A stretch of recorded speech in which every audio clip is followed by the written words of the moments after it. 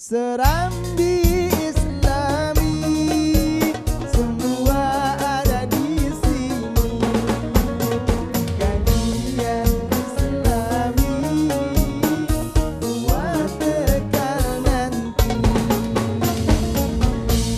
Serambi Islami, semua ada di sini. Kajian Islami buat bekal nanti. Masya Allah, kita masih di Serambi Islami Ramadan bersama Syekh Muhammad Fathur Rahman MAG. Dan beliau adalah pimpinan dari Pondok Pesantren Tarekat Idrisiyah Tasikmalaya. Luar biasa, tasawuf dibutuhkan dalam setiap sendi kehidupan.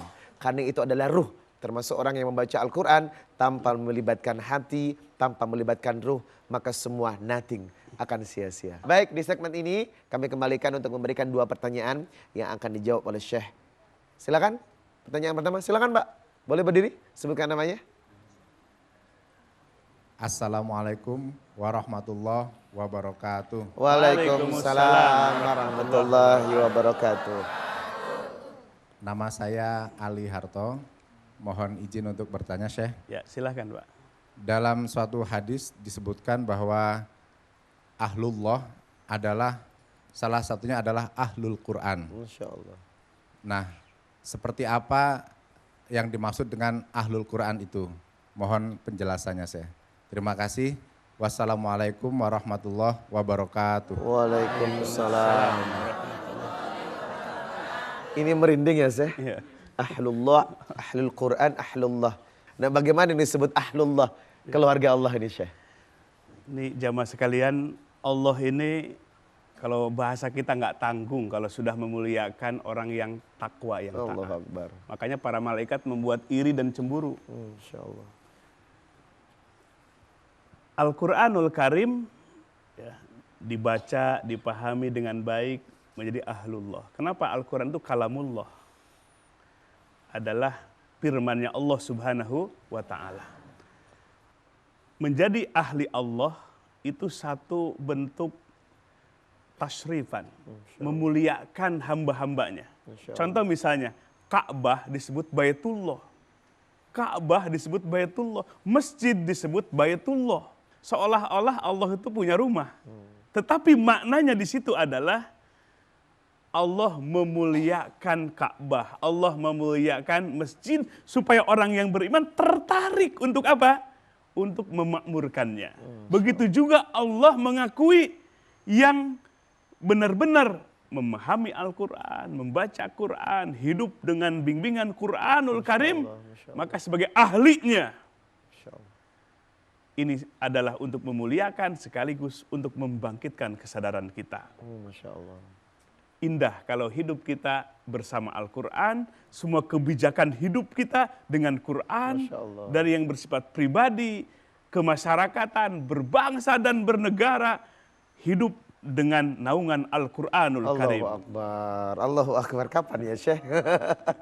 Dari sekarang kita terapkan ya. Jadi Bang Ali, selama ini mungkin orang masih ada deskripsi bahwasanya orang yang penghafal Quran saja yang tergolong ahlul Quran. Ternyata definisinya lebih luas. Bukan cuma penghafal Quran, tapi siapapun yang membaca, mentadaburi, mengamalkan, bahkan menjadikan sebagai konsep dalam menyelesaikan berbagai permasalahan hidup, termasuk bangsa dan negara ini, solusinya di Al-Quran, maka insya Allah dialah yang tergolong ahlullah, keluarganya Allah. Allahu Akbar, termasuk An-Nabawi ya, ya kan? Syair-syairnya membuat kita dekat kepada Allah ini. Baik Syekh, kita akan lanjutkan pertanyaan kedua. Silakan pertanyaan kedua. Bapak silakan berdiri sebut namanya. Assalamualaikum warahmatullahi wabarakatuh. Waalaikumsalam warahmatullahi wabarakatuh. Nama saya Sahrul Febriandi. Mohon izin bertanya, Syekh. Ya, silahkan. Ada beberapa orang yang dapat menghatamkan Al-Quran dalam sehari semalam. Ada pula orang yang karena mentadaburinya tidak dapat membaca banyak ayat Al-Quran. Oleh karena itu, mana yang lebih utama dari keduanya? Mohon penjelasannya, Syekh. Terima kasih. Wassalamualaikum warahmatullahi wabarakatuh. Salam warahmatullahi.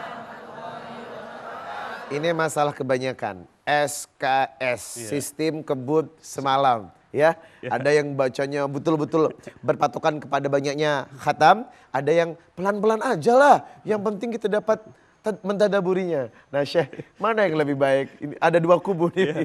Ini kualitas dan kuantitas. Ini ibu-ibu kalau uang pingin banyaknya, banyak lembarannya atau nolnya yang banyak? Ya, udah lembarannya banyak, nolnya banyak kan? Ya tentu bacaannya banyak, sesuai dengan kaidahnya, juga mentadaburinya. Akan tetapi, Islam ini agama yang wasati, yang mengajarkan keseimbangan. Ya, karena pernah juga salah satu istri Nabi, saking senang dengan padilah wirid dari subuh sampai waktu duha jam 9. Masya Allah. Nyuci lupa, masak lupa. Nabi sudah datang ke rumah, masih aja sampai numpuk apanya tuh? Batunya untuk menghitung itu. Maka Nabi pun mengajarkan dengan bacaan yang singkat, tapi kualitasnya tidak kalah dengan yang banyak itu. Kenapa? Waktu harus dimanage. Ibadah itu bukan hanya baca Quran saja. Ibadah itu bukan hanya sholat saja. Ini hebatnya ajaran Islam. Sehingga kita bisa mengatur. Untuk baca Quran, butuh ketenangan hati, kemudian belajar terus kaidahnya, ilmu tajwidnya, sekaligus terus belajar mentadaburinya, supaya paham dengan paham kita ingin termotivasi untuk mengamalkannya. Sudah mengamalkan, ternyata hasilnya di dunia dirasakan.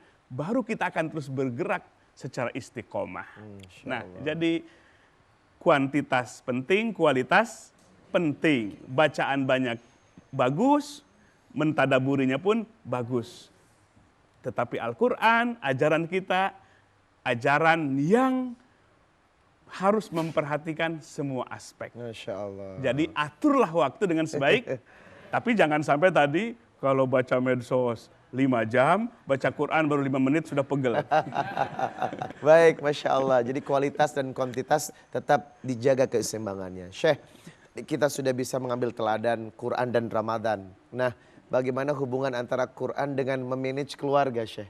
Ya Bu ya, karena banyak orang yang berkeluarga tapi konsepnya Allah udah kasih, nggak Ibu ambil, nggak Bapak ambil. Nah, gimana Syekh? Quran itu mengajarkan semua hal, termasuk masalah berumah tangga. Kita lihat Al-Quran mengangkat sampel. Ada yang suaminya Nabi, istrinya kafir. Siapa? Siapa? Nabi Lut.